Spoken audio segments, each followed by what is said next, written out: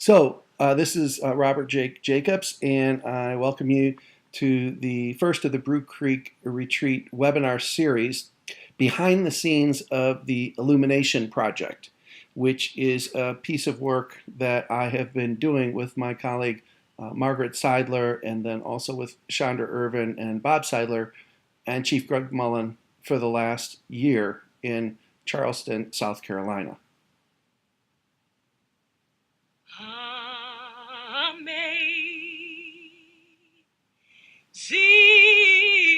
grace,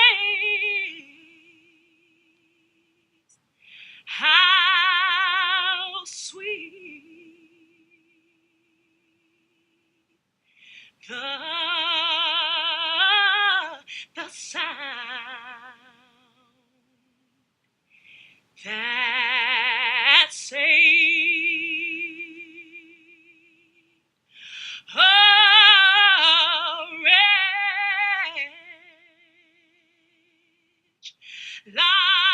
wretch like me.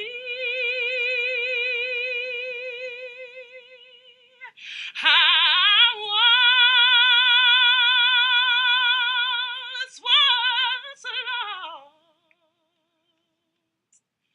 but now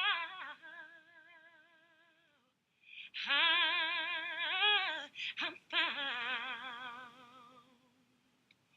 Was blind, but now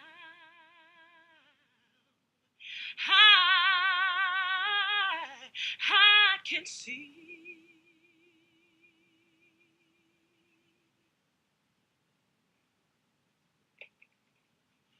Amazing grace, how sweet the sound that saved a wretch like me. I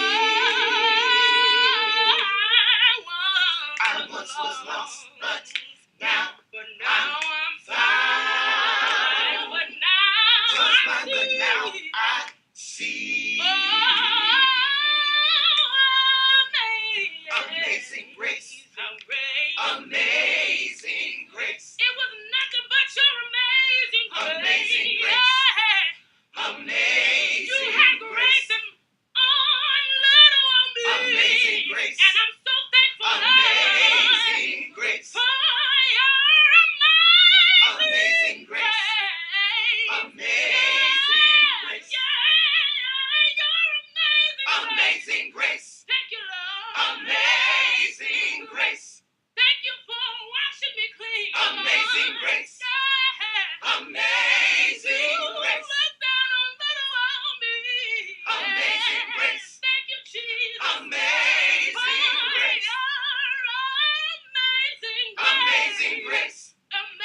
Amazing grace. Oh, you're amazing grace. Amazing grace. Yes, God.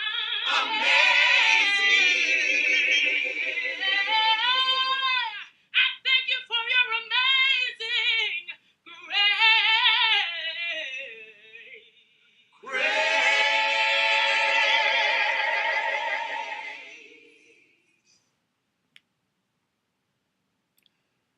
So the question that I have for you, Tom, is what impact did that have on you?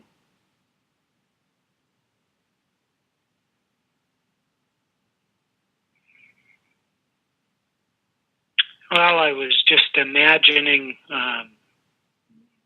that being part of a service in the church. And just my sense of what you've been doing in the Illumination Project is trying to find the grace in a very difficult and horrendous situation. Yes, it's it's been a long year of some really good work, and the people of Charleston, and in particular the police chief, Greg Mullen, and then as well our consulting team, led by Margaret, has had quite a profound impact on the community, and the community has had quite a profound impact on us. One of the things that we wrote in the report was we've been transformed through the process, and our view of people and the way that they had conversations with each other opened our eyes in ways they had never been before. So this evening, we're looking at possibilities around a very focused arena of rapidly improving relationships between multiple parties, more than two, that are in contentious situations. And there's going to be the backdrop of the Illumination Project story that we're going to tell, and it is within the larger scope of this purpose.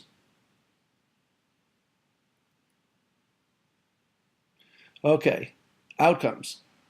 One is it's important to remember the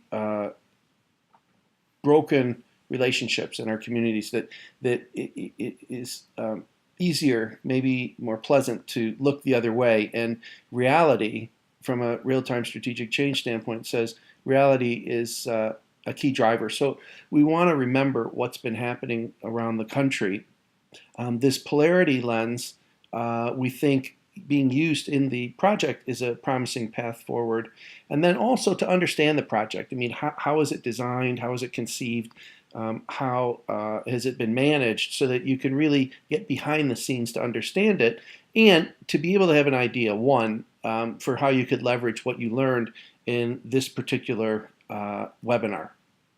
So our agenda has 4 different pieces to it. So there's a context and background, just to sort of lay the land. A project status, which will let you know, where have we gotten to so far. And then this look at the project and who played different roles, and what was the work that was done, and why was it done, and how was it done. All of that leads to then this last piece around leveraging the lessons learned. Any questions? I just wanted to check. Are you showing slides at this point? I haven't. If you are, I haven't seen them.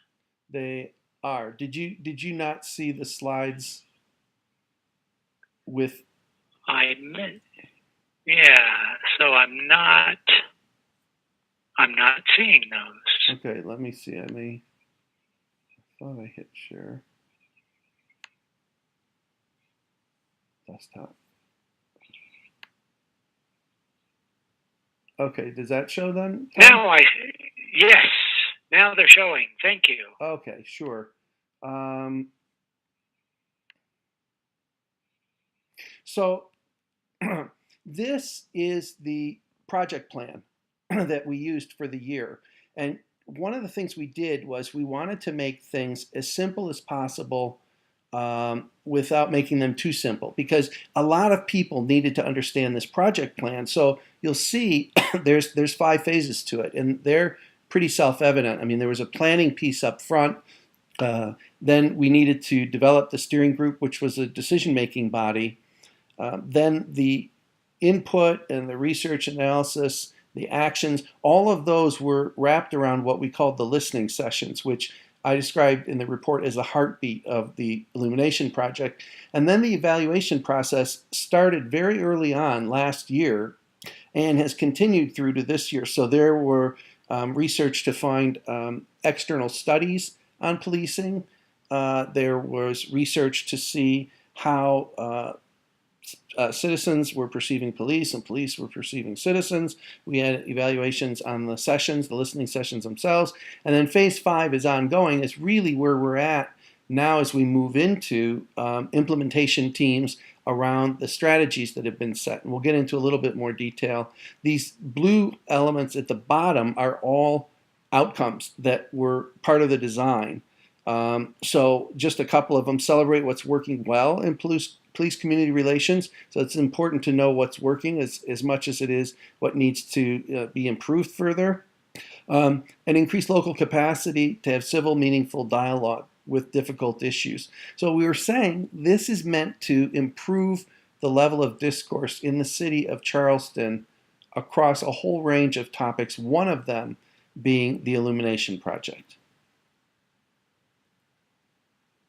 One of the things that was important for us was to make sure that people were felt and were smart about the work they were doing, and also that we weren't going to be hiding anything under the rug. And so these listening sessions started with this statement.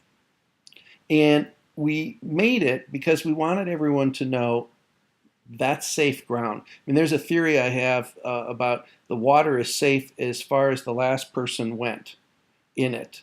And so we wanted to say, look, these are all going to be part of this conversation. This is not going to be about being polite. This is about being honest. And then you'll recognize this from a polarity standpoint. What we identified as the fundamental polarity is part and whole. So public safety is taking care of the whole, and individual rights are taking care of the parts, right? And you can see the tension between these, that the more public safety you have, then the tighter and more stringent the rules and the laws are applied, which take away individual rights. The more that you have individual rights, then you risk safety in the community because everybody has a little bit more freedom to do what they want. So again, we found ways to engage and empower people who are coming so that everything was as clear as possible. This was a risky conversation to people to get into, so let's reduce the risk by making sure that everybody knows what the conversation's about. So we went and defined public safety, and you can see a safe, secure, livable city. This is something that everybody in the community would be and get behind. And then individual rights, so that people are treated with fairness, equity, dignity, and respect. And that was another thing that when we showed it to people, everybody said, this is a good thing. I mean, they're both really noble objectives. And so with those as the key polarity, the greater purpose statement, what we were aiming for out of all this work was to further strengthen the citizen-police relationships that are grounded in trust and legitimacy. And in the report that we prepared for the mayor and city council, trust and legitimacy were also defined. So again, to be as clear as possible, to make it as safe as possible, for people to participate as much as possible. The listening sessions themselves, so let me tell you a little bit about these. There were 33 listening sessions all told. And in those listening sessions, 858 citizens participated, of which 290 were youth, meaning middle school or high school. There were also more than 2,000 ideas generated out of these sessions, because that was the purpose of them, was to come up with new ideas.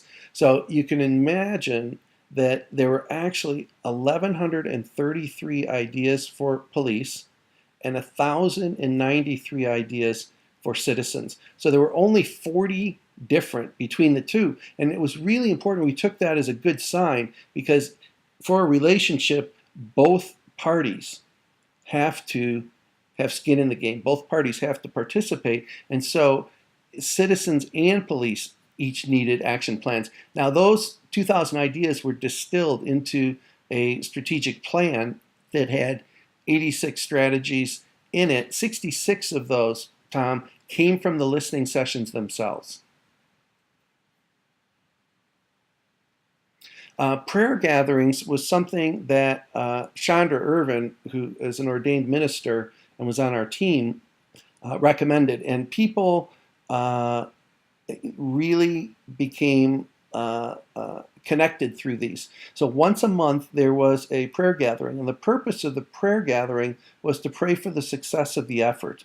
And these were held in churches, different kinds of churches, temples, mosques. They were held in all places of worship in the city, and they even had a prayer vigil for law enforcement as one of the gatherings. And then this goes to community involvement, which is also a critical success factor for this. In the upper left is a picture of the chief you can see on the left, and the gentleman on the right is Mayor John Tecklenburg. The woman in the middle is Dot Scott, and Dot is head of the local NAACP chapter. And there were some issues early on in terms of mistake made about her being invited to one of the press conferences, and it was an honest mistake, and it was a mistake. And the chief and Margaret went to meet with her and listen to her concerns, and let her know that it was a bad mistake and an honest mistake. And later, the NAACP in this process sponsored a listening session. And you can see Black Expo. There were a lot of events locally that if there was an event, the Illumination Project was there with flyers and invitations for people to come to these sessions.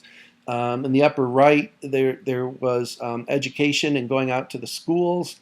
You could see, and then also the patrol car about police getting out and about in the city and making themselves available at a basic human level, right? I mean, often there was a story of a woman who's a professor at the College of Charleston, and one of the younger police officers who was doing a training on implicit bias for our steering group. And he was up front, and she said, "All I see right now is a man with a gun."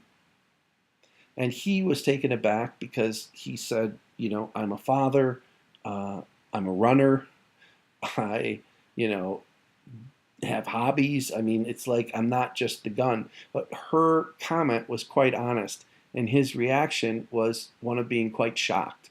And a lot of people would see him that way, and he just didn't have that level of awareness about the box that people were putting him in. And we also had the research, and so I mentioned that earlier in terms of the research that was done. The College of Charleston was our partner in that and started working with us near the very beginning of the project to define what research needed to be done, how it was going to be done, who was going to be doing it. I mean, so there was a separate project plan in and of itself for the research that was being done, and that was all done with Dr. Kendra Stewart from the college, and the chief were point people for the research. We wanted to say, is this improving the relationship, right? And so that's the whole purpose. This shows 3 national studies that had been out from different organizations that had 8 recommendations for policing. And that was another piece of the data. So part of it came from the research in other cities that were gathered. Some of it came from the listening sessions. Some of it came from these national reports. So you could say it was an information-rich environment. What are all the things that we can learn before we make decisions? And then this gives you a sense of the broad base of organizations that supplied facilitators. So in each of these learning sessions, there were small groups that each had a facilitator in them to work through the questions of the agenda, which we'll look at in just a little bit. This slide's up here because we also showed it at the listening sessions and said, look, there are a lot of people and organizations behind this. So that's the facilitators. Here's a look at their training session that they had themselves. And then Bianca was a youth facilitator. So again, youth was integrally involved in this, and Bianca represented them as a facilitator in these listening sessions. So let me pause and just ask on the background, Tom, if there are questions that you may have.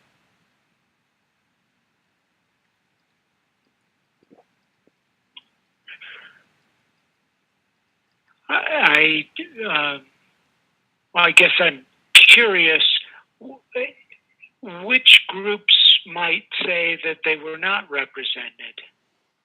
Yeah. So one of the things we did is the steering group. Um, we built that. Margaret built it with the chief, and then the steering group built it with itself. So one of the questions to members of the steering group was, "Do we have the right people on the steering group?" And some people got added. Um, what what we didn't hear was um, that people were left out. There's one organization, which was the Charleston Area Justice Ministry, that had a very different process than we did. There's a slide later on it, but I'll tell you that once a year they would gather 2,000 people in a church and ask public officials to come to the church, and they had a riser platform there, and they said that they would ask the um, officials individual questions, and they were allowed to say yes or no. And then they were allowed a certain amount of time to explain why. And if they went over that amount of time, they would cut their mics. And so it was, I think, a much more um, confrontational approach in terms of a principle and values base. And those people came late to the process and said, we think that certain things should be done. The most important thing they cared about was having hiring and firing authority over the police department, and they wanted to have a citizens council, and the police chief was never would agree to that. So that's where the conflict came from. So they would probably tell you they weren't represented, and had they come and we realized sooner, we'd have put them on the steering group and we'd have seen, how does that go? But you need to reach out and engage all of the people, not just the ones that are easy.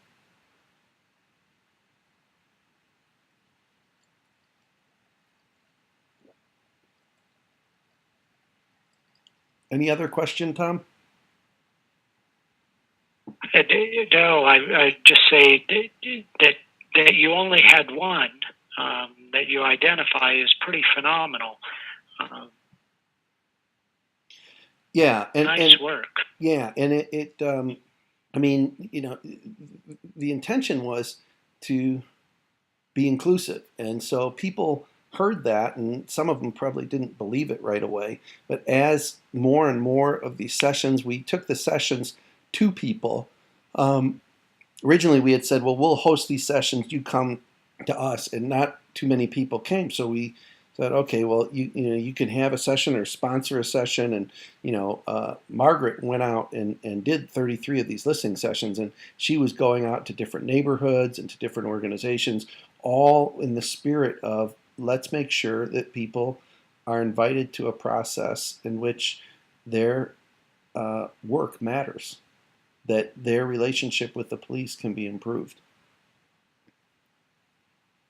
So here's some early returns from those listening sessions, right? This was as we went from the real-time principle. It was think and act as if the future were now. So these all were implemented before the plan was created, actually. So one of them, the upper left, the actual laws and regulations, people said, we don't know all of those. We're not sure what they are. So they posted immediately 60% of those regulations on the web. So they would be available. Then they have now gotten to 90%, and the 10% that they have not posted legally for undercover work and things of that nature, they can't.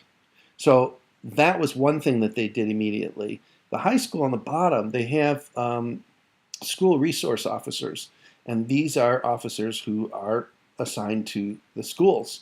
And what they decided was that every new officer that came into the department would have the opportunity to work with a school resource officer. That in fact that the relationships with the kids were most important in the sense of how we shape the future. So that's where new officers would go immediately, was to build relationships with the kids. This one on the bottom right, there were specific communication skills courses, and those were made available and taken by police officers so that they could connect with and communicate more effectively with the citizens. And then the upper right is a program called with books, and obviously, and so this was Books a Million, and so they would take the books that would be in the library and they would mail them out to kids so that they would receive these. Well, the problem was is that the kids had moved, or they went to the wrong address, and they were having a lot of trouble getting books to the kids. So what they decided was that police officers would actually pick these books up and hand deliver them to the homes. So again, this is a part of connection and community. It has the message about learning and how important that is. All of those are part of the immediate action list of strategies. This is to give you a sense of what actually happened in a listening session. So this would go up, and literally this slide, what do we want to do is get ideas to improve relationships with one another. So it's very straightforward. At the end of the session, so these are outcomes. So there are different leaders and supporters. It was really important that they realize for us that this is a very broad-based effort. This was not just one or two people or people with power. This was a very broad base of leaders, and then also people who supported. Creative conversations where you feel heard and understood. I mean, this was essential for people who did not feel they had a voice in a lot of different settings. To feel heard and understood was a primary objective. Specific actions which they can take that will build trust, respect, and improve the relationship. So this was not about fuzzy ideas. This was specific actions that each group could take that would make a difference. And then finally, to leave with confidence that the process is reliable, good things are going to come from it. So, there's integrity in the process, and I feel like this is going somewhere. If they leave without feeling that at the end, we will have fallen short of the objectives for these listening sessions. The sessions themselves were 90 minutes, just so you have a sense of what we're looking at now. So we had the facilitator role described, because these people would likely not have been in many meetings with facilitators. So these are people sitting with you. Here's what their job is. On the introductions, there is a piece about how long you've lived in Charleston or loved Charleston that was very deliberate. For one thing, there's a lot of pride in that community. And so having people find common ground immediately around what they live, how long they've lived or loved Charleston was really important. And it was something that came from the heart. So a lot of the information that we had was coming from the head in terms of background and context. And so now we're talking about, let's balance that and make sure we get both of those points of view represented. And then we showed them an agenda, right? So what makes this different, a new way to build these partnerships, and what ideas they have for the future. So there were group agreements. These are, we would think of these as norms. One of them that I thought was interesting to pull out was say your piece and leave time for others to say their piece. So don't make assumptions about how much you or others have to say, because there's a trap in saying, well, your voice can be heard, and then you don't listen to anybody else's. So the purpose of calling these things listening sessions was also quite deliberate, so that you could orient yourself towards what it was that others were saying, and then also have an opportunity for you to say. So this was also shown at the listening sessions, that the sponsor list was growing, and so this was important for them to see that there were more than, again, a few people in a dark room calling the shots. There were a lot of different funders for this. And we also explained the different roles. So a process management team was in charge of sort of overall, like board level work to oversee the project. The steering group then was a main decision-making body. The resource group, 77 people, were brought in as ambassadors of the process. They spent a full day learning about polarity thinking, learning about the project, and learning about each other. And so they then went out into the community, and their job was to recruit people to come to the listening session. And then the facilitators, which I mentioned earlier, there were 33. And the citizens, we said unlimited. Well, there probably is an upper limit in the tens of thousands, but there were as many people as we could get that would be involved. And then this was from the steering group. There were actually subgroups that got set up. So these are the sort of the areas, the focus areas that got attention. So the community resource group, there were people who had to recruit people for those 77 and help plan that session. School and youth had a specific group working on finding ways to draw circles to include them. Then the faith community subgroup ended up building the prayer gatherings in. The facilitator recruitment, again, there are 33 of those people. They had to be found, they had to be recruited, and they had to be trained. And then the research and metrics, again, the College of Charleston led that subgroup, and there were other members of the steering group that were on it. And then the last was, what could the steering group do together? So these were team building activities, all as subgroups from that steering group. This was the beta test of the listening session. This is a African-American young men, 10 through 15, who are part of an organization called Boys to Gentlemen. And so the very first place we went to test this was there. And it was both, we were testing it with youth, which was important, and we were testing it with African Americans, which was also important.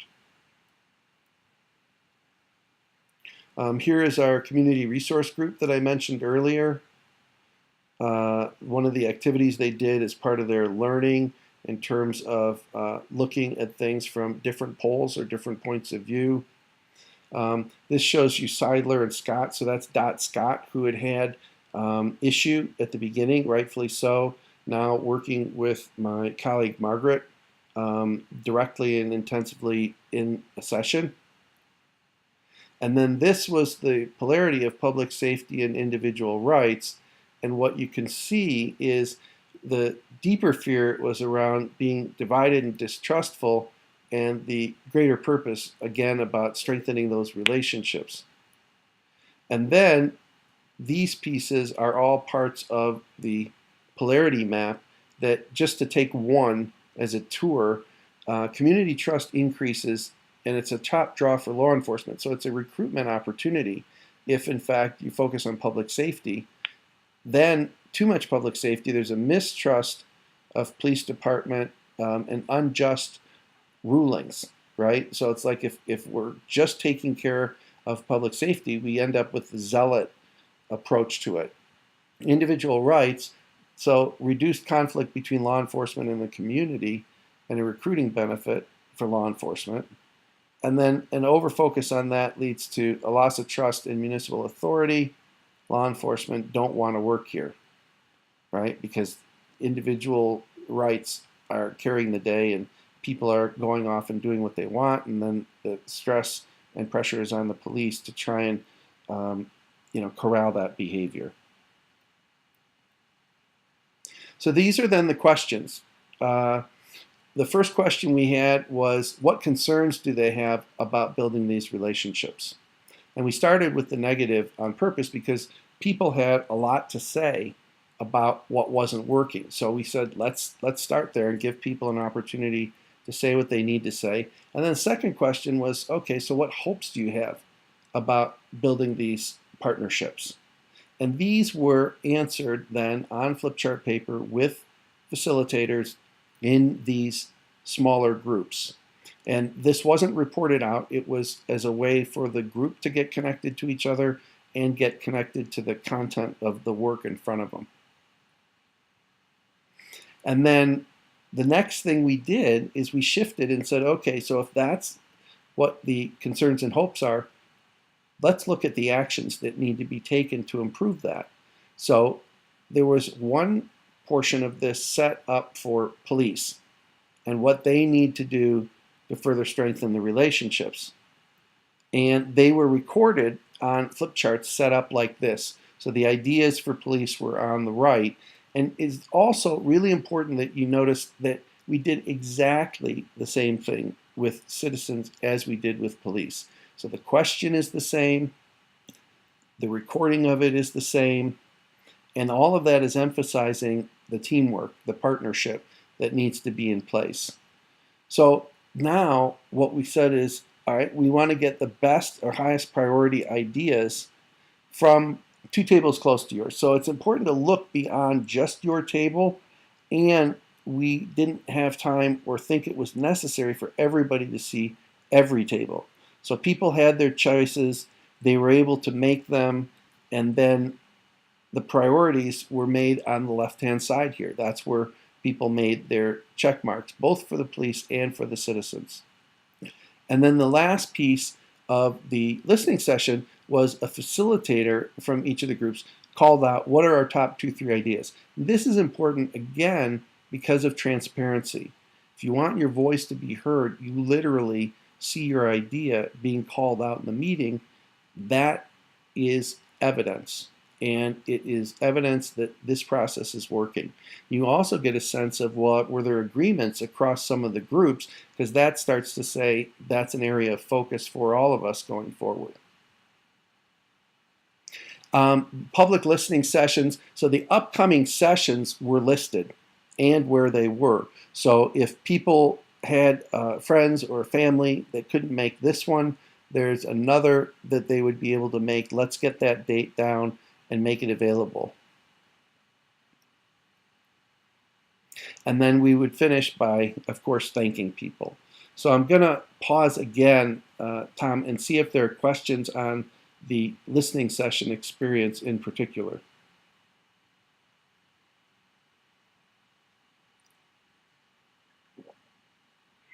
No, Jake, it sounds very clear, and thank you for walking me through it. It helps to see what people were being asked to do.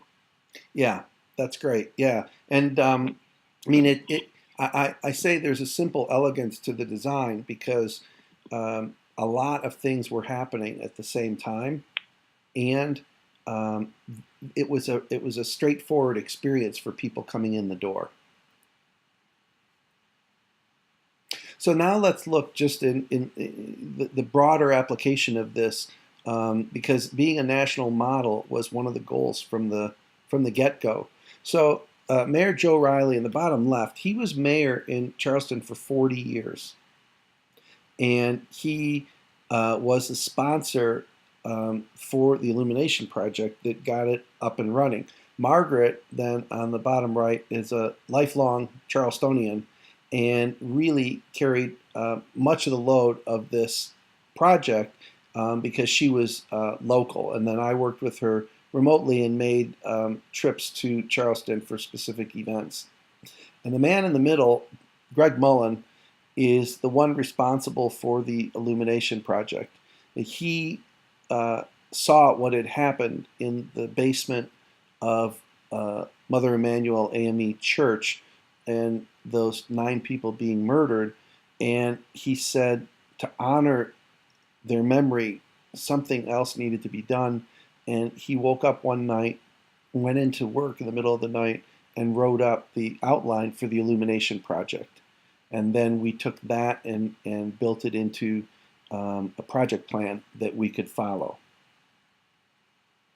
And then Chandra, I had mentioned on the bottom left, and Bob, Margaret's husband, who took care of every logistic detail for a good year on the bottom right. So one of the things I thought would be really useful would be to point out the different recruitment strategies that were used. Because if you have a great meeting design, but you don't have people there, it doesn't count. So here's the Chief with the River Dog, their minor league baseball team mascot, and they had first Sundays, which is once a month. They had outdoor, shops and fair and so forth. And since you're in Charleston, he's got a heavy coat on, but it's still relatively warm. So they did that throughout the winter, and wherever there was an event, as I said, there were people from the Illumination Project. So here there was a lot of support. Print every month. There were one or more articles in the local paper.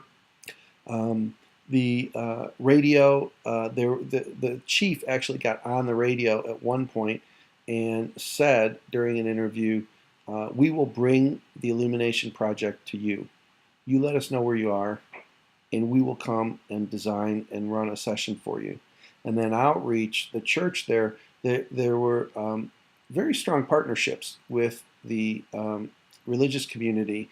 And so in sermons and in pamphlets and in their monthly bulletins, all of these things talked about and sort of extolled the virtues of the Illumination Project. Then there was also flyer distribution. And there's flyer distribution to more than 30 locations around the city where there were people who would be able to pick these up and learn about the project and come join us in the listening sessions. Here just shows some of the relationships that people started to build in terms of meeting folks out in the community, and there was also something that they have on Facebook called Charleston Police as Humans. And so they have up there, an individual and then some background on them beyond their work on the police department. These were other recruitment strategies. So from the bottom left, there's a Facebook page that got set up. In the middle, there was a website that included a link to a documentary that the local paper made, a 20-minute documentary on the project and its beginning, and there were interviews and storytelling that was really powerful.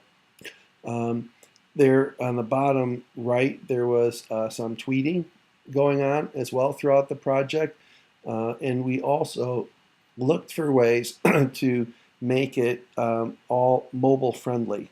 So all of these things that we were doing, the website and so forth, were available not just from computers but also from smartphones. This is the justice ministry that I had mentioned to you in terms of their annual rally and how that's designed. This is something that I put in to make sure that we would cover that. This is from the report and the opening letter from the chief on the report. And I thought there was an important quote here about regardless of circumstances or who was right or wrong, the outcome was the same. Communities were being ripped apart.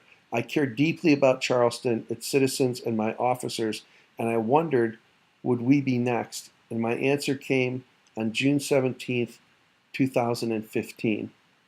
And that is where the murders took place in the basement of Mother Emanuel. So the chief had the opening letter about why he thought that this was so critical, and then the report itself had all of the background in terms of the context, all of the work that was done with facilitators and with youth and with the prayer gatherings, and all of that was explained. And then there also were appendices that included the research questionnaires that were done by the College of Charleston, all of the newspaper articles that had been published, all of the background that would help people understand the strategic plan, which was also included, which had a short list of goals, 5 goal areas. different cultures and backgrounds, then another one around the relationships themselves, a third around training and learning, another one around policy and procedure, literally changing the policies and procedures of the police department. And then community policing is the newest way of thinking about policing, and it actually goes back to, if you think about the old beats that police would walk, and they would become part of the community as opposed to um, a foreign cell that would come through in their car occasionally. They would have relationships with the people where they were working.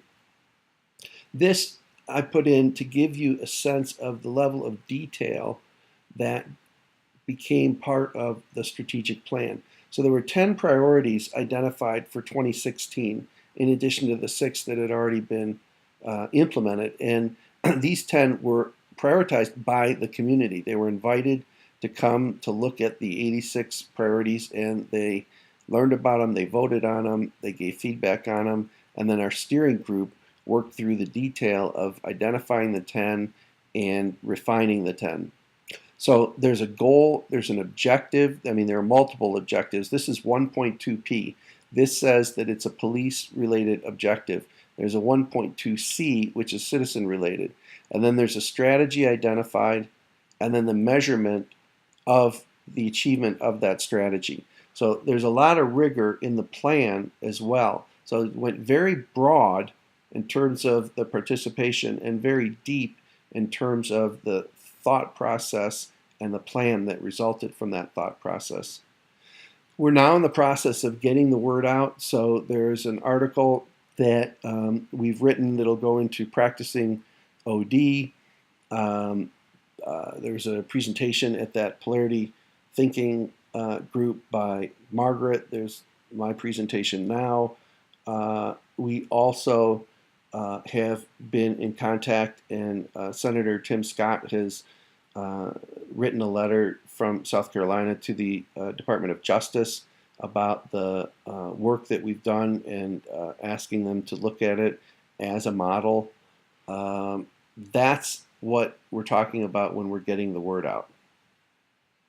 Now, some lessons learned. This is one that says, there's a bigger world out there than the one that we have kept ourselves to, that we have kept our own selves in boxes and had assumptions and prejudices and all kinds of thinking that can be expanded, and we can see literally more of the world around us when we're curious, when we engage in a listening session, remembering it's about listening, and when we start to see things implemented, we can support those.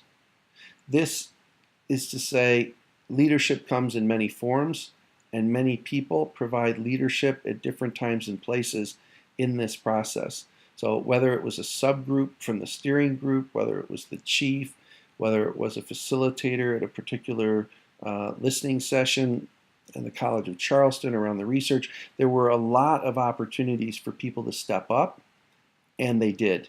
And I think that's one of the main reasons that we've had the success that we have. One of the things we put in the report was learn, apply, repeat. Learn, apply, repeat. So as we went about our business, we continually found better ways to do things, smarter ways to do things, more efficient ways to do things, more impactful ways to do things. And so we continued this process all the way through of learn, apply, repeat. And Nadia Charles, I found on the web. I just was looking for something, and I thought, well, I just found it. So formula for personal growth that she has, and formula for community development that we had. Here's a cute picture that reminds us to leave a trail for others to follow. And so we have a really extensive portfolio of materials, agendas, timelines, role descriptions, all manner of things that one would need to conduct the next illumination project. And this is about holding hands and seeing a circle that includes everybody. And this is actually known as the Circular Church in Charleston, and this was part of one of the prayer gatherings. These 6 C's are something that as we start to look at the listening sessions and say, is there some way to put those together so they can be more broadly applied in the world as a whole? And so this is a work in progress. There's a convening step, which is more than just the introductions, right? You have to set the tone and welcome people and find the right questions that they need to be answering. Then creating context is something about, well, what is the work that we're doing here? And what does that mean? So part of the context they created themselves around those concerns and hopes. And connecting to the content then is to say, all right, if I understand that context, then what content do we need? And then your preferred future, which was the action work that they did around actions for police and actions for citizens. And then committing to the cause was really a question of when we get these plans in place, what is it that we can do that actually will make a difference that we can commit to? And then a close. So this is something that we're just sort of doing the initial thinking on to try and make the listening sessions easier for folks to grab hold of, whether they're doing an illumination project or not. And then I'll let you read these. This is something that I'm literally working with somebody who is good at distilling meaning from a description, and so this is what we've come up with as a very simple description of a listening session.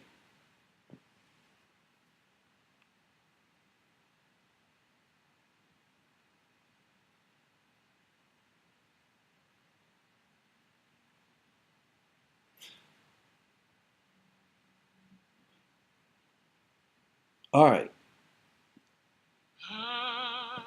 Amazing grace,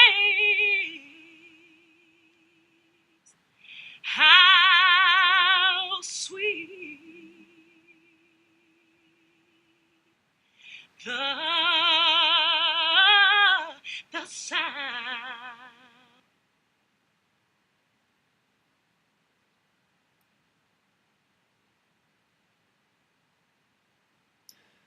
So that, Tom, is our webinar as I've walked through it.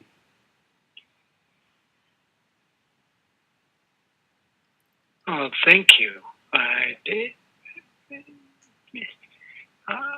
I'm just left struck by the magnitude of people stepping forward and willing to participate and take action, and what it took to get that started.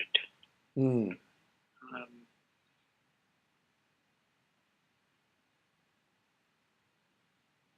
And there is. Thank you for doing it, and thank you for sharing it. Well, thank you for joining. There's a virtuous cycle that, as we invested, we invited others to invest.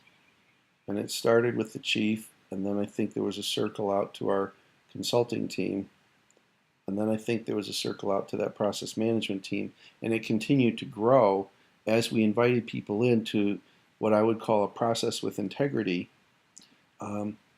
People wanted to be associated with it. They wanted to be there. When we had the steering group is actually 60% African American, which is not representative of the city. And it was, if you think of whose voice has been heard as they've gone through other decision-making processes, it had been underheard before. So we wanted to make sure that it was, in a sense, overheard so that it could be balanced.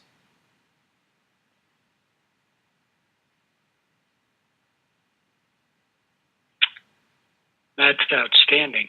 I think we we need to do more listening as a society and as communities.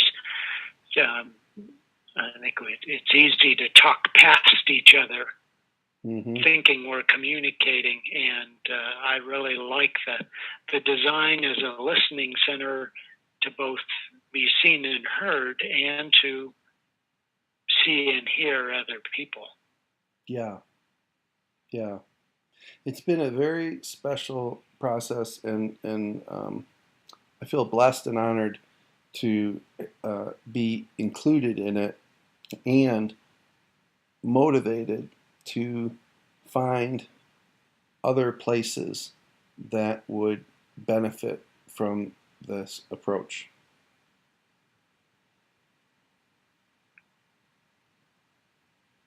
Yeah, I agree. I think it's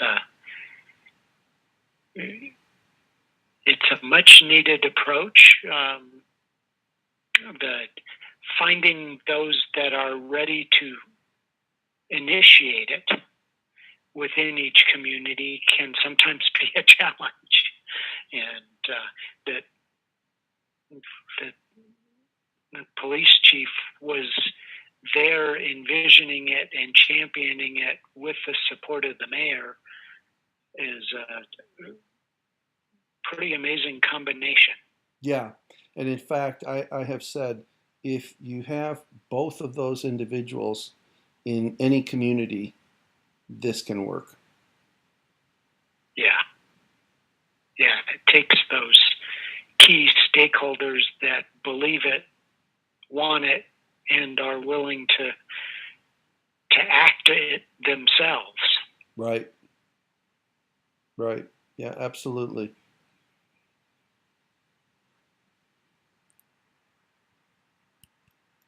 So I think that's a great testament to